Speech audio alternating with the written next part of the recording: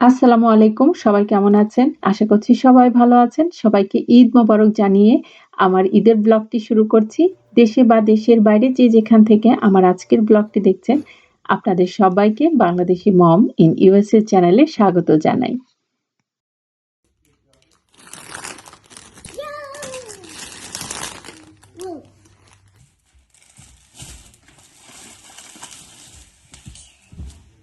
এটা ছিল ঈদের আগের দিন।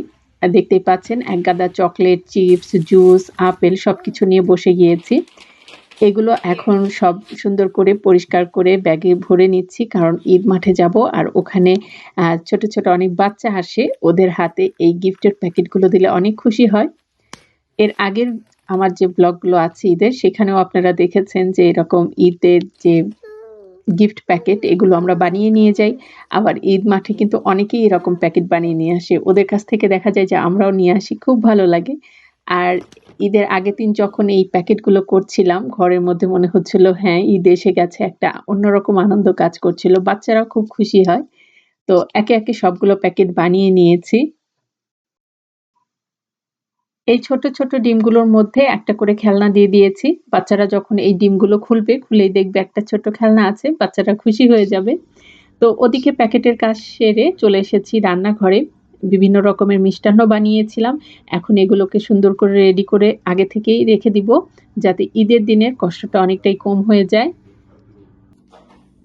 আপনাদের ঈদের দিন কেমন কেটেছে? কমেন্ট করতে কিন্তু ভুলবেন না। তো ঈদের ব্লগটা আসলে দিই করে দেওয়াই হচ্ছিল না। তো ভাবলাম না, অনেক দিনই হয়ে গেছে। এখন ব্লগটা দিতেই হবে, না হলে আরো দেরি হয়ে যাবে। বরফিগুলোকে ট্রেতে সুন্দর করে সাজিয়ে নিয়েছি। এখন কিছু কালোজাম বানিয়েছিলাম, সেগুলোকে গুঁড়া দুধে একটু গড়িয়ে নিচ্ছি। তার আগে কালোজামের সাথে আমি একটু আ ঘি লাগিয়ে নিয়েছিলাম। যখন খাওয়া হবে মনে হবে যেন একদম ঘিয়েই পুরাটা মিষ্টি বানানো হয়েছে।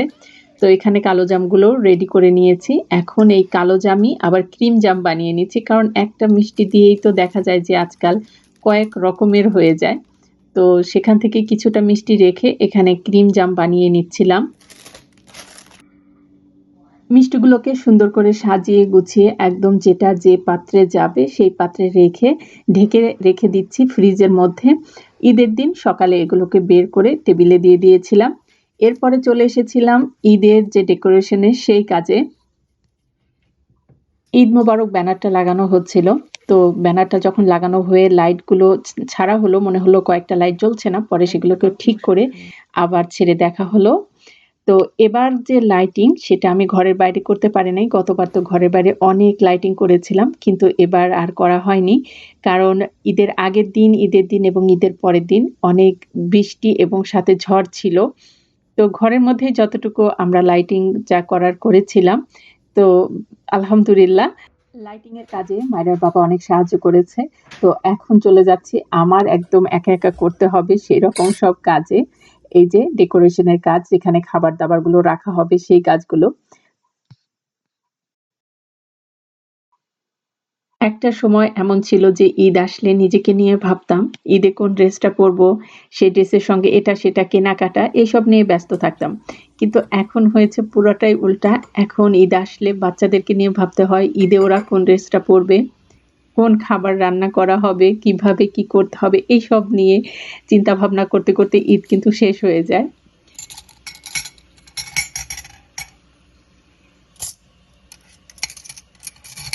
এই সবকিছুর মাঝেই একটা অন্যরকম ভালো লাগা খুঁজে পাই। আর সেই ভালো লাগা থেকেই এত কিছু করতে পারি। তো এখানে বোতলে কিছু ঈদ মোবারক স্টিকার লাগিয়ে নিচ্ছিলাম। স্টিকারগুলো আমি গত বছরই বেশি করে কিনে রেখেছিলাম। তো সেগুলোই এখন বোতলের গায়ে লাগিয়ে নিলাম। এই তো এইভাবেই টুকটাক কাজকর্মের মধ্যে দিয়ে আমার ঈদের পূর্ব প্রস্তুতিটা শেষ হয়ে যায়। এটা ছিল ঈদের দিন সকালবেলা। এখানে মায়রা মারিয়ার জামাকাপড়গুলো সুন্দর করে রেডি করে রেখে দিয়েছি। যে কাপড়গুলো ওরা ঈদ মাঠে পরে যাবে সেই কাপড়গুলো। সাথে দিয়েছিলাম চকলেট আর ঈদ সালামি।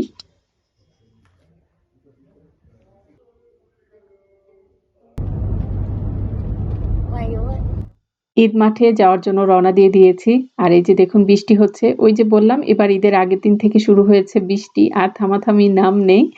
তো যাই হোক আমরা এখন ঈদ মাঠে চলে এসেছি। আর ঈদ মাঠে এসে আমরা যেটা দেখতে পেয়েছিলাম যে পার্কিং এর যে জায়গাটা সেটা পুরা ভরে গিয়েছে। তো আমরা রাস্তার পাশেই গাড়িটা পার্ক করে চলে এসেছি। তো ভিতরে এসে দেখতে পেলাম যে এবার অনেক মানুষ এসেছে যেটা আগের আর ঈদের তুলনায় অনেক বেশি।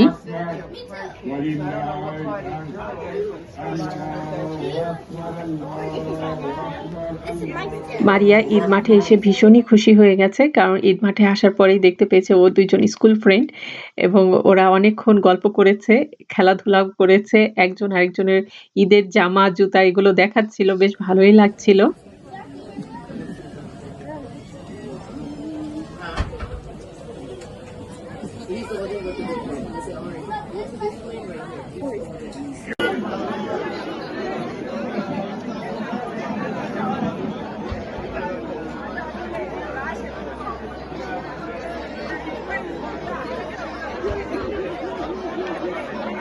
নামাজ শেষে সবাই ছবি তুলছিল। একজন আরেকজনের সাথে কুশল বিনিময় করছিল।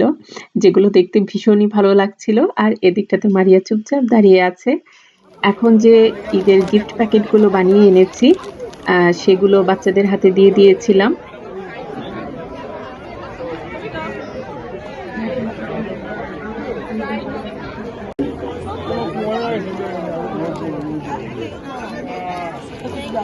Would you like juice? I like to do a little bit of cheese.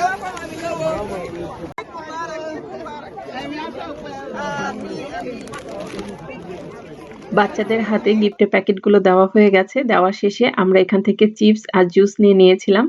নিয়ে গাড়িতে বসে সবাই গল্প করতে, করতে খেতে, খেতে বাড়িতে চলে এসেছিলাম। নামাজ পড়ে বাসায় আসতে, আসতে প্রায় ১১টা মতো বেজে গিয়েছিল। তো আমি বাসায় এসেই ১ম এ মিষ্টি যেগুলো বানিয়ে রেখেছিলাম সেগুলোকে বের করে রেডি করে রেখে দিয়েছিলাম যাতে এখান থেকে বাচ্চারা নিয়ে খেতে থাকে। এই ফাঁকে আমি ঝাল রান্নাগুলো করে নিতে পারি। ঈদ মানে খুশি, ঈদ মানেই আনন্দ আর ঈদে তো মিষ্টি একটু বেশিই খাওয়া হয়। তো এবার ঈদে একটু মিষ্টি বেশি, বেশি করেই বানিয়েছিলাম। তো এদিকে আমি মিষ্টি যে আইটেমগুলো করেছিলাম তার মধ্যে ছিল কালো জাম, বরফি, মালাই টোস্ট, ক্রিম জাম, সন্দেশ, লাচ্ছা সেমাই, রসমালাই, রসগোল্লা আর ছিল গোলাপ জামুন।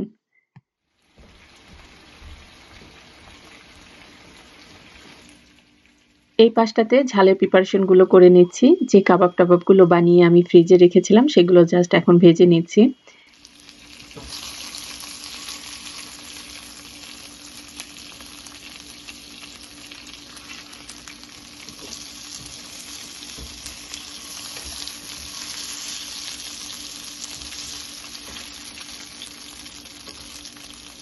রান্না-বান্নাগুলো একটু ঝটপট করে, করে নেওয়ারই চেষ্টা করছিলাম। কারণ অনেকটাই বেলা হয়ে গেছিল। সকালের নাস্তাও তো সেভাবে করা হয়নি। ঈদ মাঠে চলে গিয়েছিলাম।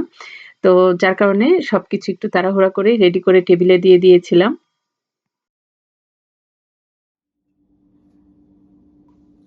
ঈদের আগের দিন যতই আমি কাজ গুছিয়ে রাখি যে ঈদের দিনে একটু কাজ কম হবে, তারপরও যে এত কাজ কোত্থেকে আসে আমি বুঝতেই পারি না।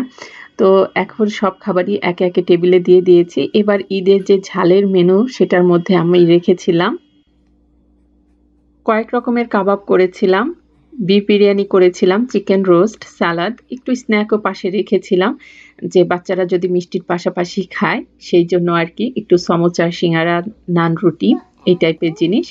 তো যাই হোক এগুলোই ছিল আমাদের ঈদের দিনের দুপুরের খাওয়া-দাওয়া। দুপুরের খাওয়া-দাওয়া শেষে মারিয়ামণি একটু মিষ্টি নিয়ে নিচ্ছিল। আমরাও মিষ্টান্ন খেয়েছিলাম পরে সবাই একসঙ্গে বসে। তো খাওয়া-দাওয়া শেষে আমরা যখন রেস্ট নিচ্ছিলাম এরপরই চলে এসেছিল মায়রার একটা ফ্রেন্ড। ওর নাম জেনিফার। তবে মেয়েটা অনেক ভালো এবং অনেক মিশুক। তো ওর সঙ্গে অনেকক্ষণই গল্পগুজব করছিলাম। তো আমাদের তো খাওয়া-দাওয়া হয়ে গেছিল। তারপরে ওর সঙ্গে একটু করে আমরা খাচ্ছিলাম। না হলে বেচারি একা, একা হয়ে যাবে। আর আমাদের যে কালচার সেটা নিয়ে ওর সঙ্গে আলোচনা করছিলাম।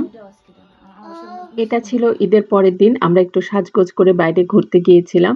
ঈদের দিন তো একটু ব্যস্তই থাকতে হয় রান্না-বান্না সবকিছু মিলিয়ে। তো ঈদের পরের দিন একটু ঘুরতে ভালোই লাগে। তো ঈদের পরদিন আমরা একটু সাজুগুজু করে ঘুরতে বের হয়েছিলাম। ঈদ বলে কথা আর ঈদে একটু ফুচকা না হলে কি আর ভালো লাগে? তো ঈদের পরের দিন আমরা ফুচকার আয়োজন করেছিলাম। কারণ ঈদের দিন তো একটু খাওয়া-দাওয়া সবকিছু একটু বেশি, বেশিই থাকে। তো ঐদিন আর এত কিছু খেতে ভালো লাগে না। তো পরের দিন আমরা সবাই মিলে একটু আ সন্ধ্যার দিকে আরকি ফুচকা খেয়েছিলাম। বেশ ভালোই লেগেছিল। আর এবার ঈদে আমরা ঈদের আগের দিন আরকি মেহেদি আজকে পড়ি নাই। খাবো না। তো ঈদের পরদিন যে আমরা রাত্রে মেহেন্দি পড়েছিলাম হাতে। লাইতে পারবো না নে। এই তো এভাবেই কেটেছিল আমাদের ঈদের আগের দিন, ঈদের দিন এবং ঈদের পরের দিন। আজকের ব্লগটা এতটুকুই। আপনাদের কাছে যদি আমার ব্লগগুলো ভালো লাগে অবশ্যই আমার চ্যানেলটা সাবস্ক্রাইব করবেন। সে পর্যন্ত সবাই ভালো থাকুন, সুস্থ থাকুন। দেখা হবে নতুন কোনো ব্লগের সাথে। আল্লাহ হাফেজ।